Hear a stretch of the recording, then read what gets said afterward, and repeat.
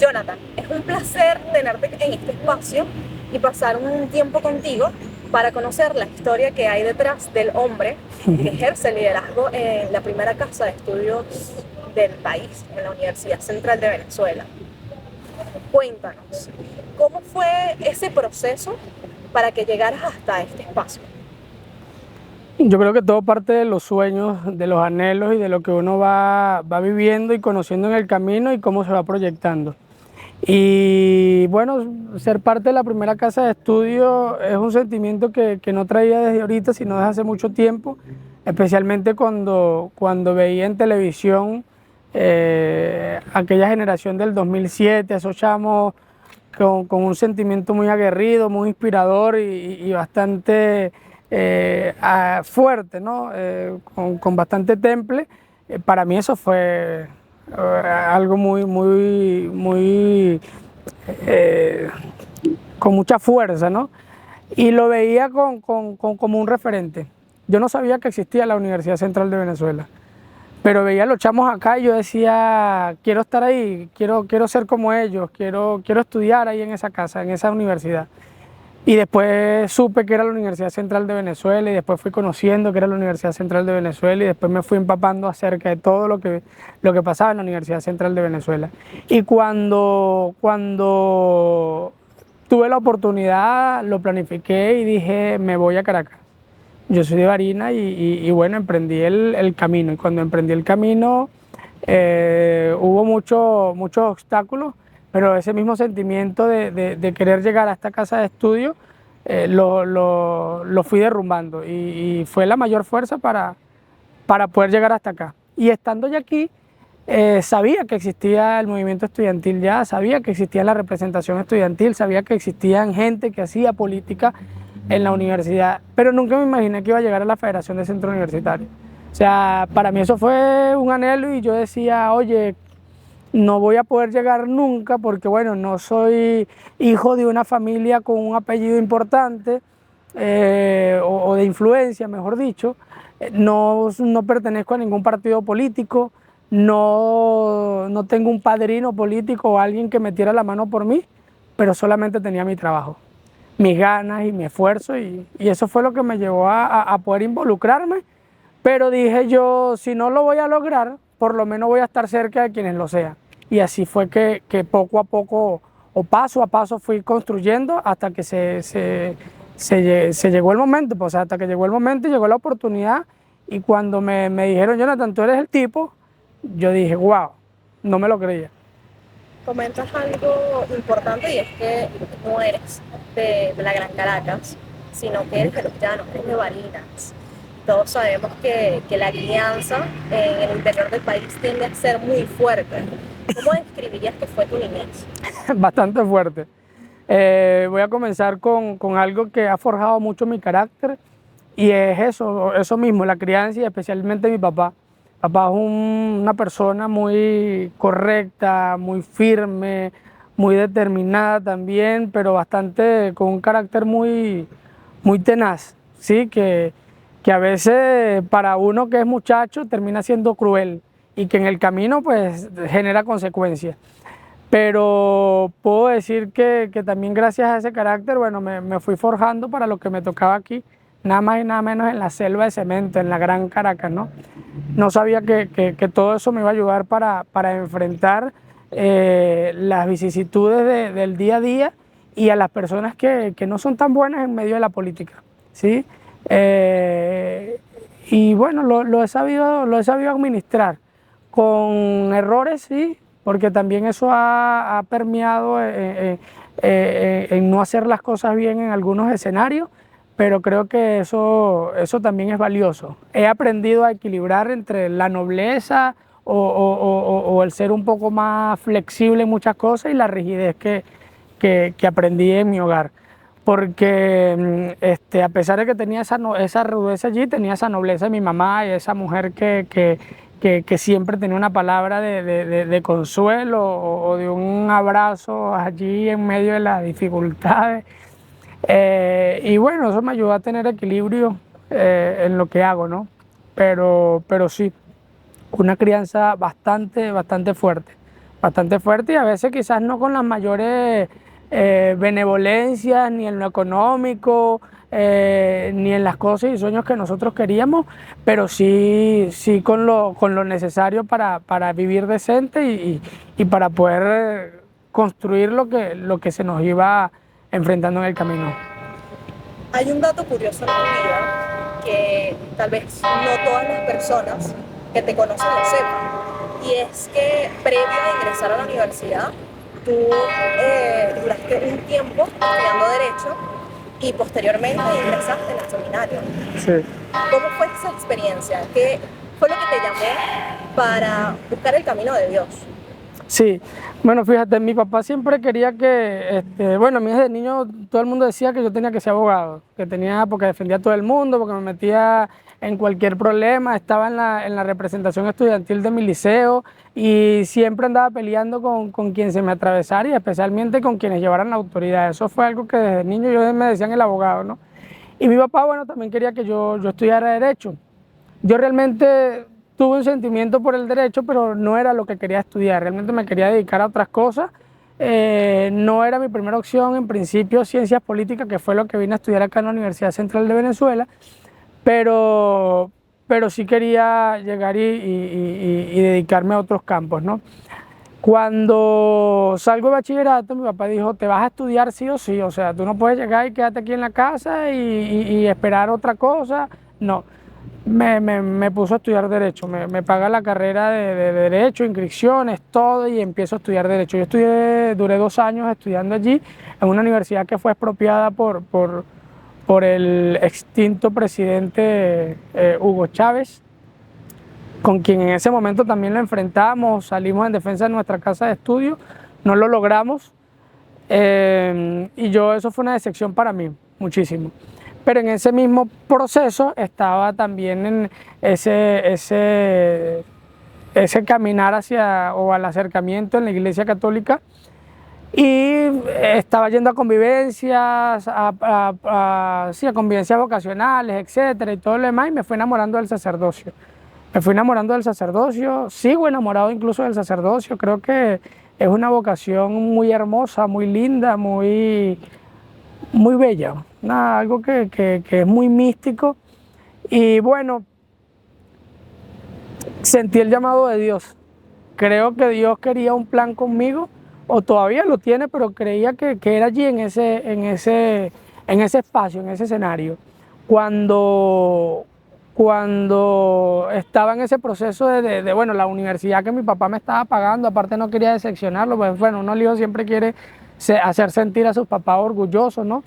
Yo decía, wow, pero ¿qué hago? O sea, me quiero ir al seminario, pero también está este compromiso con mi papá, entonces estaba empezando. Y mi mayor excusa fue esa, el tema de la expropiación, y dije, no estudio más en esa universidad, y etcétera, ¿no?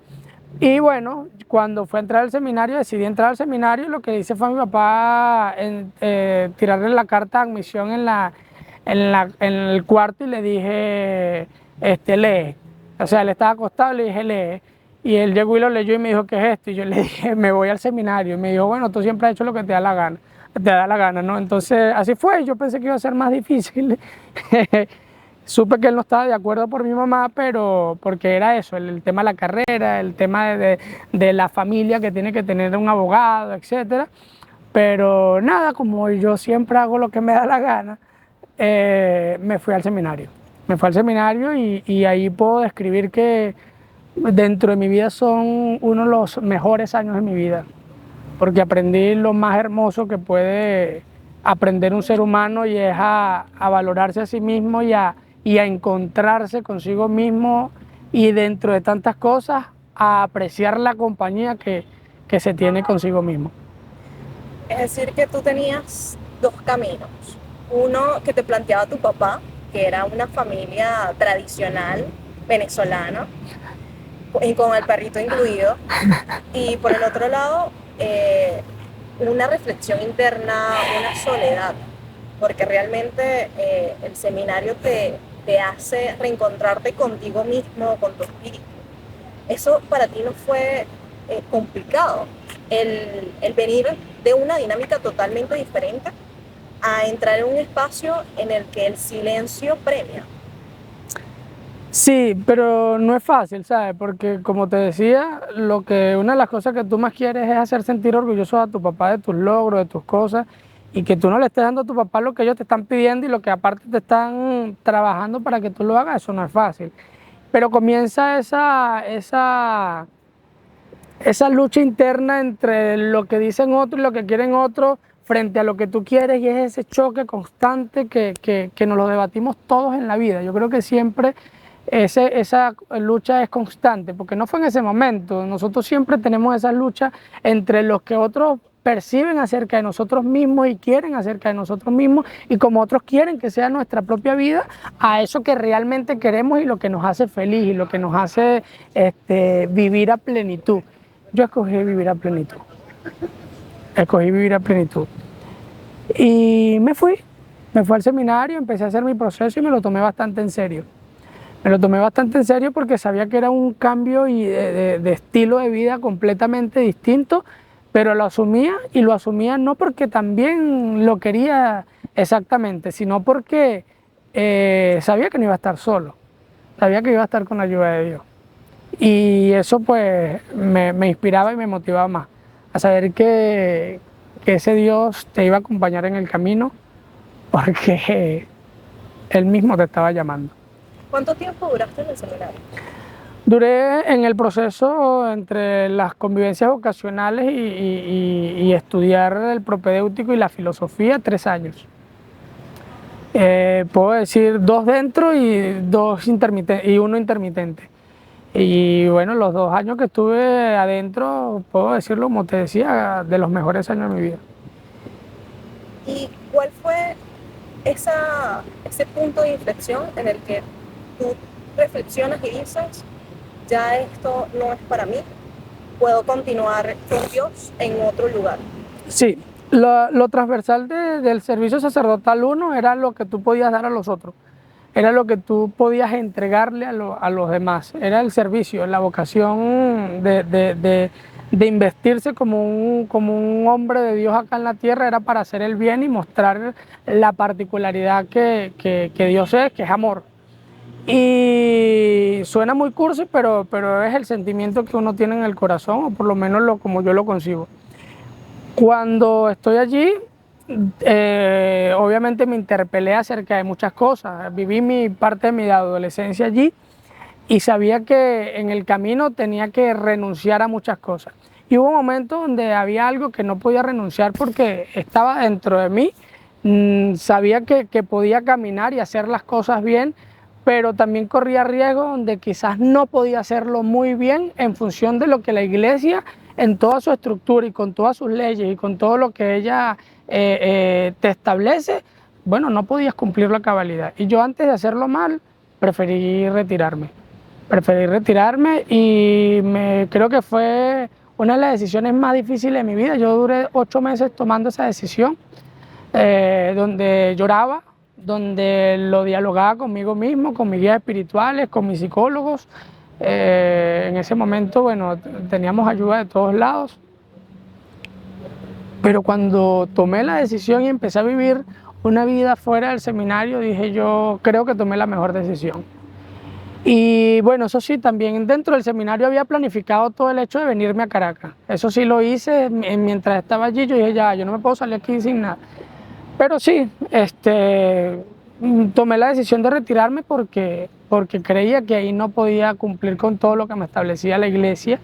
Entonces, nada, uno tiene que ser responsable. Y en función de la responsabilidad y mi compromiso conmigo mismo, dije, nada, ahora me toca otra cosa. Y esa otra cosa era sin duda la política, mi gran amor, que también lo guardé durante gran tiempo allí, pero era algo que estaba medio guardado, porque era un cajón que iba y abría en distintos momentos. Yo recuerdo, y voy a contar una anécdota aquí rapidito, durante las elecciones no recuerdo qué elecciones eran, bueno, yo me escapaba y pedía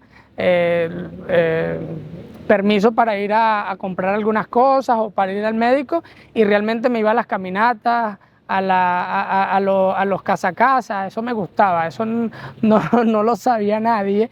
Y en algún momento también que hubo protestas, por cuestiones internas de Barinas, también llegué a salir escapado del seminario para eso. Pero había otra cosa. El vicerrector en ese momento del seminario tuvo que prohibirme leer los periódicos porque yo leía todos los periódicos. Cuando en ese momento había prensa escrita y allá llegaban todos los periódicos, Últimas Noticias, El Universal, El Nacional, el Tal Cual, aparte llegaba la revista de los viernes de Un Nuevo País. Un Nuevo País, creo que sí.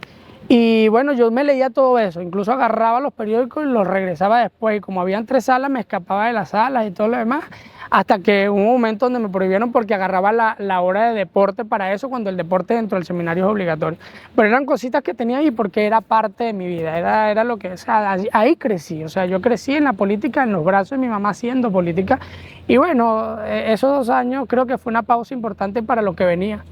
Ahí siempre es donde reincido en lo que es Dios para mi vida, es que no falla realmente porque mira, creo que eso fue parte de robustecer mi espíritu para caminar y emprender el camino en el donde hoy estoy y en el que toca. ¿Y cuál fue la posición de tu familia cuando sales del seminario y les dices, me voy a Caracas, voy a estudiar ciencias políticas en la Universidad Central de Venezuela? Fíjate, yo también lo conversé con mi papá. Eso sí fue una de las cosas que hablé con él y lo hablé bastante extendido y bastante bien. Y yo pensé que él iba a alegrarse por la noticia de que yo me saliera del seminario, pero no fue así. Mi papá ya había agarrado, en principio sabía que él no quería mucho el tema del seminario, pero cuando ya me retiro, cuando logro tomar la decisión de retirarme de esta institución, para él fue un golpe, porque él sentía orgullo de que tenía un hijo estudiando para sacerdote. Incluso me llegó a acompañar en muchas celebraciones que había desde el punto de vista religioso, etcétera, en eventos. Allá también, por lo menos en mi pueblo, hay ese amor por las personas que van, y era bueno, el seminarista que va a ser sacerdote acá del pueblo, y siempre habían actos de reconocimiento y ellos estaban allí. En los actos del municipio también, dentro de todo, uno era una figura y mis papás me acompañaban y también estuvieron muy presentes. Y cuando me tocó retirarme, oye, mi papá le dolió y se molestó incluso conmigo. Y una de las cosas fue que tú nunca terminas nada, tú siempre dejas toda la mitad, y ese fue el gran reproche, que yo siempre dejaba toda la mitad. Y bueno, eso me quedó en la cabeza y dije, yo no puedo emprender algo sin dejar ahora algo la mitad, porque tengo que hacerle ver a mi papá que sí puedo lograr las cosas siempre y llegar hasta los últimos. ¿Y cómo fueron esos primeros meses donde Jonathan, que viene de los llanos, Jonathan, que viene del seminario, pisa esta selva de concreto, como tú la llamas, y tiene que enfrentarse a una sociedad, un espacio totalmente distinto? Mira, dirán mentira, no, pero hay un meme de un muchachito que viene agarrando una gallinita con unos plátanos, unas cosas así. Yo no digo que yo nací en el campo, porque no, pero sí nací en Barinas y obviamente es llano y uno se maneja en ese mundo.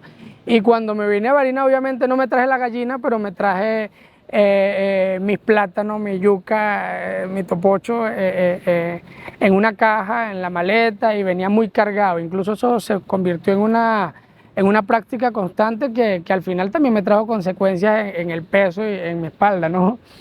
Pero, ¿por qué digo esto? Porque así llegué yo a Caracas. Y no me da pena decirlo. Me alegra y me enorgullece poder haberme venido no solamente conmigo mismo, sino con mis raíces y con lo que yo llegué y cultivé en mi hogar, en mi casa, en mi familia. Pero también pasa algo que, bueno, encontrarse en esta ciudad que camina muy rápido, en esta ciudad que todo es un caos, mientras que allá todo es calmado, todo es con pausa, fue un choque. Fue algo que me impactó, pero me agradó. Yo dije, wow, la gente que hace las cosas muy rápido. Y como a mí me gusta todo así, muy acelerado, creo que se me hizo fácil adaptarme.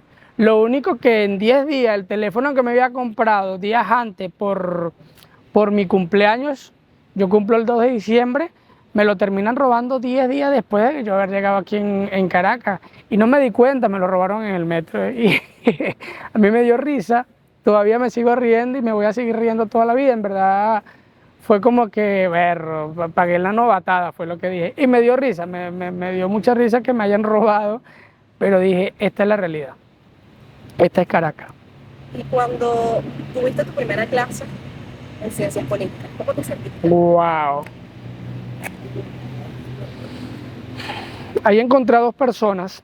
Recuerdo que era Introducción a la Historia de las Formas, en la aula número 4 del galpón de posgrado, ahí en la Escuela de Estudios Políticos, y me encontré a dos personas que se hicieron amigos míos para toda la vida, pudiera decirlo así, y con las que he tenido problemas, enfrentamientos, pero también con las que he vivido muchos procesos de complicidad y de amistad, ¿sí? de acompañamiento.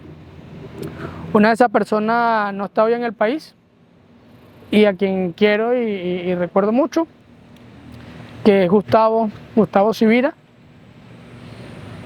Y la otra persona que estaba en la otra parte del pupitre era David Sosa, el pasado presidente de la Federación de Centros Universitarios, con quien trabajé y apoyé muchísimo, y obviamente fue partícipe de su victoria y de su campaña, y también de lo que llegó y emprendió después. Ese día no lo voy a olvidar jamás. Es el primer día de cumplir o empezar a cumplir un sueño que yo había querido cuando estaba niño, y era una realidad, lo estaba viviendo allí. ¿Y cómo fue ese primer paso a la política universitaria? Eso de primer paso es complejo, porque yo llegué y dije, nada, vengo a hacer política universitaria, vengo a meterme en ese rollo, y así fue. Incluso recuerdo que cuando salimos de esa primera clase nos fuimos a caminar casi que toda la universidad, un grupo, habían varios, hoy chamos que pertenecen a otro equipo político que no son los míos, pero que guardamos esa complicidad entre uno y otro porque nos conocimos en el salón de clase. Y empezamos a hablar de qué se hacía aquí, qué se hacía allá, mira esto, aquello, estábamos enfiebrados, o sea, y como típico nuevo que entra a la universidad andábamos en grupitos, y los que estábamos, dígame, nada más y nada menos que en la Escuela de Estudios Políticos, bueno, estábamos hablando de política y esto y aquello, y en ese momento hablábamos del tema nacional. Pero cuando llegamos a la escuela nos fuimos delastrando de todas esas cosas que creíamos que era la política, y el cómo se estudiaba realmente esas relaciones de poder, más allá de la militancia partidista, y fue como que, wow, esto es un universo, esto es un mundo, esto es muy sabroso. Entonces, entenderlo fue bonito, y bueno, involucrándonos, conociéndonos. Uno fue viendo, hay personas que por no llegan nuevos, los de los grupos políticos te captan, te buscan, tal cosa, y uno va, tú sabes, generando relaciones, conociendo, y como invitaban a algún evento, una cosa, yo iba a todo. O sea, me decían, hoy va a dar un discurso del perro, y yo me iba a ir a escuchar el discurso del perro, y aplaudía. Aquí habían chamos que en el momento eran mis ídolos, y después uno lo fue conociendo y decía, wow, ya va, esto no es como realmente lo pintan, porque también uno se va delastrando y va sabiendo escoger. Pero sí, como te dije, uno va involucrándose, pero fue cuestión de mi voluntad, porque lo quería. Después de un tiempo de estar en la universidad, tú ingresaste al movimiento UCB, donde continuaste con David Sosa de la mano, y posteriormente fuiste uno de los fundadores de un equipo político que accedía en la Escuela de Estudios Políticos, que es ahora UCB. ¿Cómo fue todo ese proceso? Sí, fíjate, bueno, David es el que me lleva a Movimiento UCB. Y cuando entro en Movimiento UCB, David hizo algo muy, muy bonito, que fue colocarme en contexto. Y me decía, bueno, aquí son tantas escuelas, se maneja. Él me explicó a mí todo. David llegó y me dio una cátedra de todo lo que se vivía ahí dentro de Movimiento UCB, un equipo federativo que abarca varias escuelas y varias facultades, y eso lo supe apreciar porque me supo guiar y me supo enseñar acerca de todo lo que pasa en la universidad. Yo creo que eso no se lo dicen a cualquiera. Y fue bien, pues, porque me puso en contexto en el terreno en que yo iba a pisar y iba a empezar a hacer política. Y también me habló de algunos actores, mira, esto se maneja así, estos son tales fuerzas, tal cosa. Y bueno, yo obviamente, él me captó y siempre fui de su equipo como tal, ¿no? Era como quien dice de su fuerza. Pero era un chamo siempre muy noble, que me enseñó bastante y que puedo decir que mucho de lo que yo viví fue gracias a él y a los que él me fue enseñando, entre esos Javier González, Alfredo García, antes de que fue el presidente adjunto, mi homólogo, vamos a decirlo así, presidente adjunto de la federación, antes de las elecciones de David Sosa como tal. Pero fue un proceso bastante chévere. ¿Y cómo te sentiste cuando ingresó tu primer grupo de chamos en Ágora UCB? Wow, mira, creo que eso es lo más emocionante porque te explico, yo antes de, bueno, primero era el Movimiento UCB, pero antes de ese Movimiento UCB, primero fui en Movimiento UCB y me ingresé dentro de mi escuela en un equipo político, que hoy todavía existe, pero en el cual yo me retiré. Y le doy gracias a Dios por eso, porque fue una muy sabia decisión. Y después de un tiempo se nos ocurre la idea de fundar un equipo, que era algo que yo quería. Y lo intenté en varias ocasiones con distintas cortes, pero la deserción, se iban los chamos, se ponían a trabajar, etcétera, y todo lo demás. Pero llegó cuando tenía que llegar, y ahí en el momento en que llegó,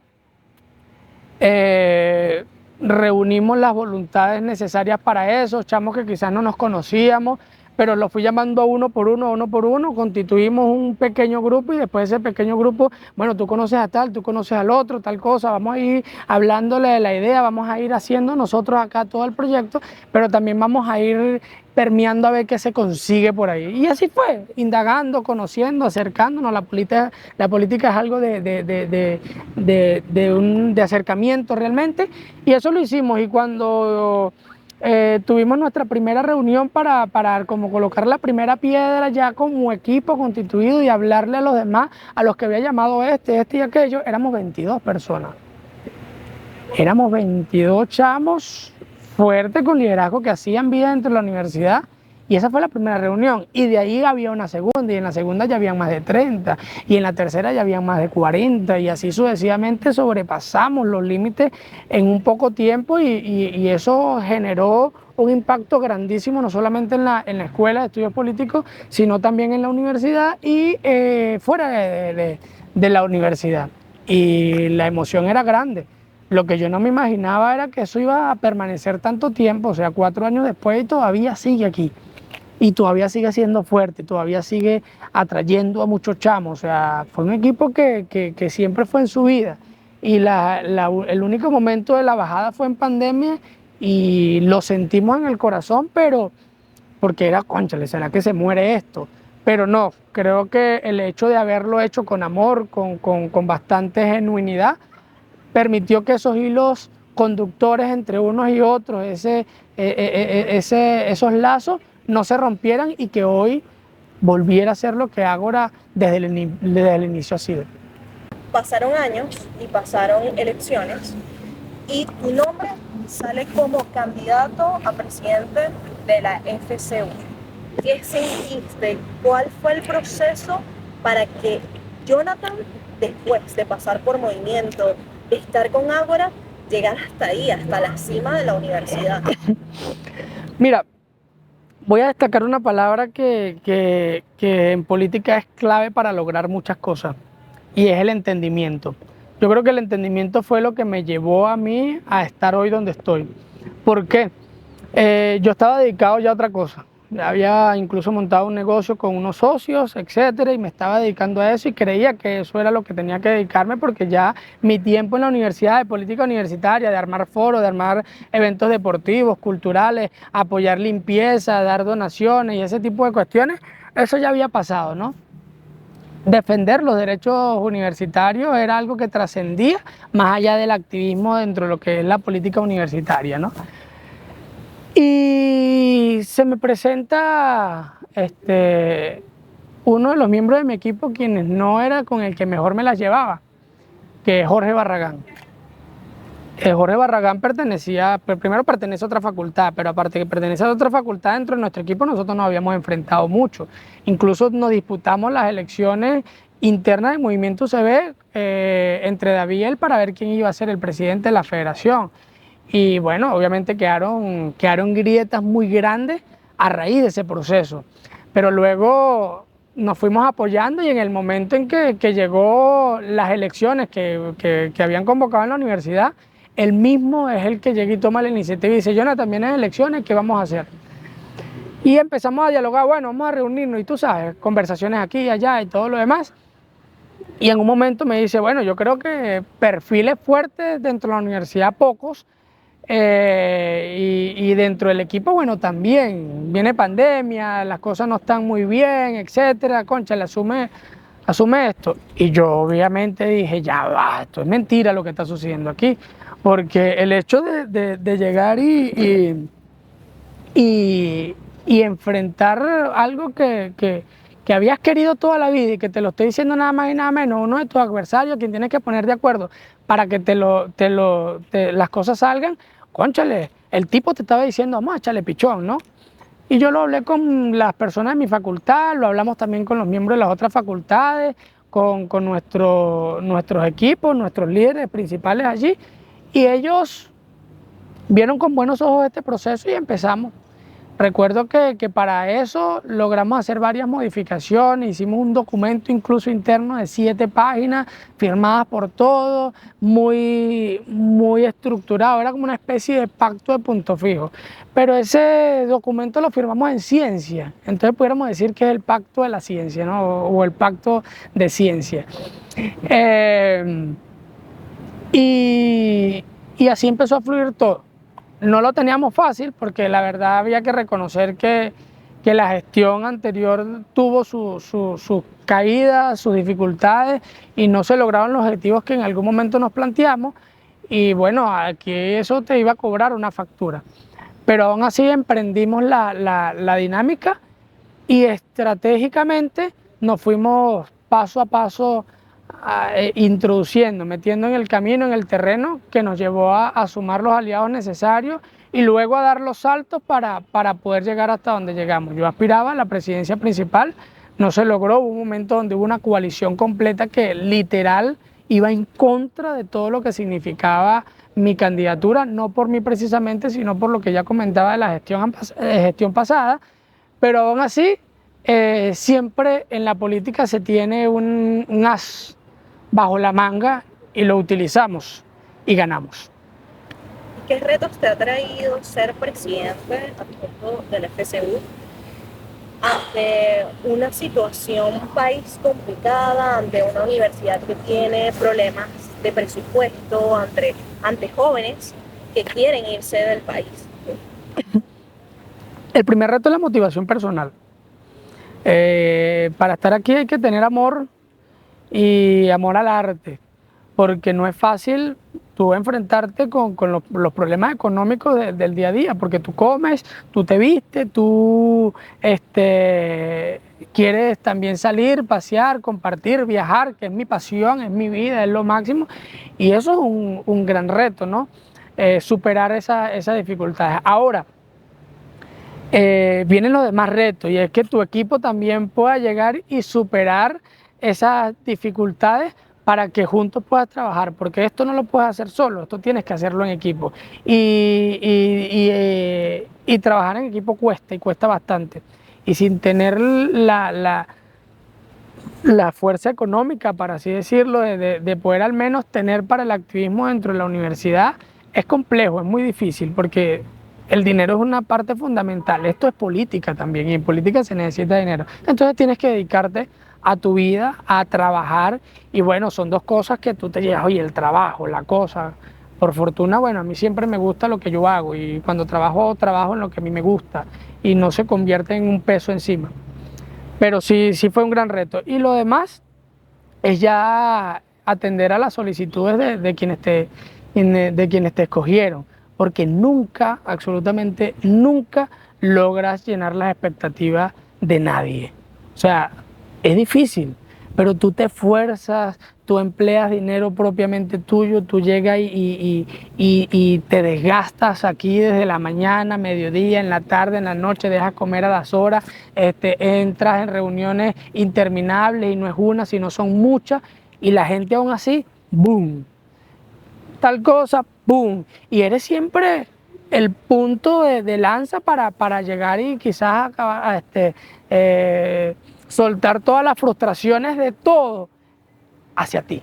Y lo que pasa en la universidad hacia ti, porque tú eres el que tienes que resolver. Pero realmente hay cosas que no podemos resolver y que no están en nuestras manos. A veces nos toca es hacer contraloría, exigir y dar espacios de motivación, de integración, para que por lo menos la fuerza estudiantil y de ganas para mantener nuestras instituciones, especialmente la Federación de Centros Universitarios, que es una institución con un gran peso en lo que es la política y la vida nacional, bueno, tú lo haces y lo haces para que otros vengan también y cada día vayan mejorando las cosas. Pero es el gran reto eso, de que tú puedes construir, puedes hacer mucho y aún así pareciera que estás condenado a que todos te juzguen. Ya tú estás en los últimos semestres de la carrera. ¿Cómo va a ser el día siguiente al que Jonathan reciba su, su diploma, su certificado de que eres licenciado, estás graduado, debajo de las nubes de Calder? ¿Cómo te visualizas que va a ser el día siguiente de esa situación? Yo creo que de resaca. Sí, hay que celebrar eso, vale. Nada, yo creo que es un hilo conductor de lo que he venido haciendo, de lo que me toca en el día después del título.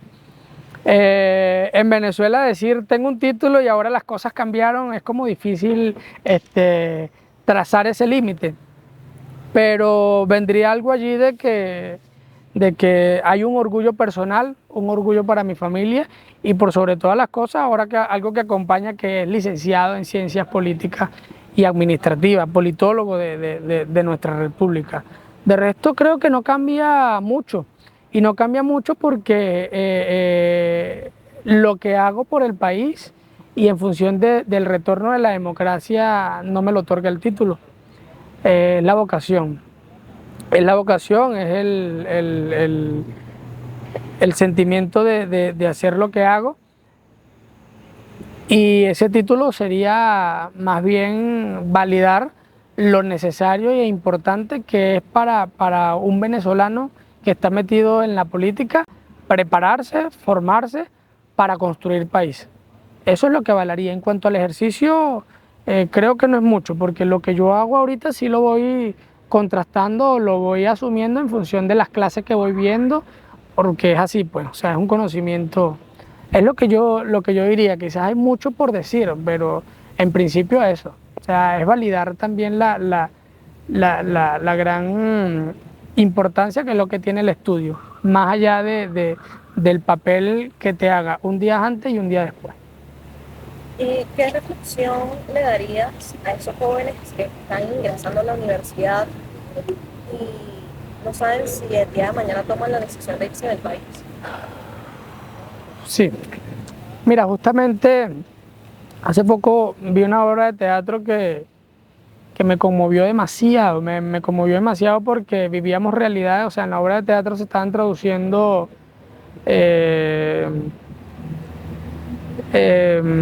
realidades de lo que pasa en las barriadas venezolanas, en el corazón adentro de nuestro país, y una de esas era, bueno, el cumplir los sueños, y para algunos el sueño es irse de Venezuela porque aquí pareciese que no hay futuro y que lo que tú vas construyendo alguien te lo va cortando, te lo va quitando. O sea, es muy difícil ser joven, muy difícil soñar y muy difícil construir. Y bueno, los más de 7 millones de venezolanos que se han ido precisamente por las condiciones que hay acá en Venezuela, y no porque no quieran, porque aquí la gente le echa pichón, o sea, la gente construye mucho, pero hay un momento en que te agotas. A esos chamos les puedo decir que no arriesguen su vida en función de lo que otros piensan acerca de ellos y de los que, cómo debería ser su vida, que se sientan felices, y si se tienen que ir, que se vayan, y si se tienen que quedar, bueno, vamos a seguir construyendo porque hay mucho por construir. Pero es clave y fundamental que entiendan que a pesar de que se vaya, siguen siendo tan venezolanos y siguen siendo tan tricolor y tan vinotinto a la vez, que eso no les quita nada y no los hace ni más ni menos, los hace valientes, porque tomar una decisión de irse del país sabiendo de que desgarras tus entrañas familiares, tu cultura, tu vida propia, tu sentimiento, es algo que hay que tener valor, y eso hay que reconocerlo. Y a todos aquellos que ya se han ido, de verdad, el respeto y admiración para ellos es grande. Pero nada, a construir y a saber que la gran bondad de lograr cosas está dentro de sí mismos. Será muy interesante ver qué sucede en la vida de Jonathan mañana, pasado mañana y dentro de un mes, porque eres un chamo que es constante y que luchas por lo que quieres. Muchísimas gracias por este espacio que nos has dado, por tus comentarios, por tus reflexiones y por esos deseos que tienes para una mejor Venezuela. Mira, bueno, hablar de lo que uno desea para Venezuela es muy grande, ¿no? Pero ahorita que me brindas esta oportunidad de poder hablar sobre el proceso, porque aquí en política a veces hay algo muy particular y es que te separan de la humanidad. Y a veces los políticos terminan siendo tan máquinas o tan superficiales precisamente porque el mismo sistema te lleva a romper lo humano con el ejercicio de la simbología o de los procesos o de lo que existe dentro de la política, en esas relaciones de poderes que uno se encuentra día a día. Y hoy que me des la oportunidad de poder estar acá en esta entrevista desde lo más profundo de mí, incluso con temas de mi niñez, que wow, del proceso que he alcanzado y que he vivido, quizás se escapan muchísimas cosas que uno siempre tiene para hablar bastante, lo aprecio bastante, lo aprecio mucho, te doy las gracias por eso, y deseo que haya muchas personas como tú que se lancen a descubrir más a fondo la vida de quienes estamos en este camino. Para la Venezuela que sueño y quiero, bueno, sin duda alguna la palabra democracia, libertad y justicia siempre va a estar presente. Y por encima de todas ellas, el amor hacia la humanidad y el respeto a la dignidad humana. Creo que eso es clave, eso lo tengo muy presente y trato de tenerlo vivo. A pesar de que tú tengas que sacar las garras, a pesar de que tú tengas que ser fuerte, a pesar de que tengas que dar muchos golpes. Y especialmente los golpes tienes que darlos a quienes hacen política codo a codo contigo, porque en esta lucha de poderes no es un mundo muy genuino. De verdad hay gente que no es muy buena. Entonces esa gente a veces te deshumaniza y te crea opiniones sobre ti y dice cosas malas de ti, pero hay que saberlo llevar para que nunca se olvide esto. Traiciones, golpes, difamación, eso no puede llegar y cambiar lo genuino y lo que tú eres en tu esencia, en tu naturaleza y lo que has cultivado desde tu niñez en tu hogar y en tu camino. Creo que eso es todo.